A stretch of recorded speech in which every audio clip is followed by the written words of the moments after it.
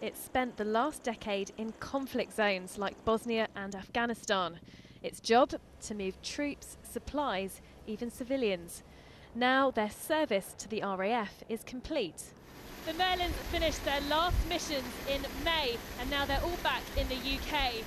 In a few months' time, all of the helicopters will be transferred to the Royal Navy. At RAF Benson, it wasn't just the Merlins getting a send-off. One of their longest-serving pilots, Flight Lieutenant Bill Kenrick, flew his last flight after 34 years.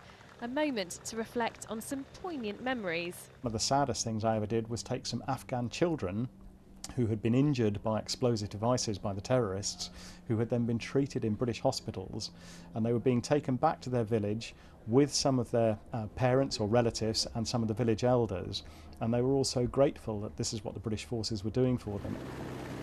Now the helicopters are being prepared for their move to the Royal Navy, where they'll replace the retiring Sea Kings. Royal Air Force crews are also training their colleagues in how to operate the Merlins. In the meantime, the RAF are receiving new helicopters. Well, we're actually receiving the Puma Mark IIs, I think one of which you can hear and see over my shoulder. But the Puma IIs have started to be delivered now, and again, they are a great leaping capability.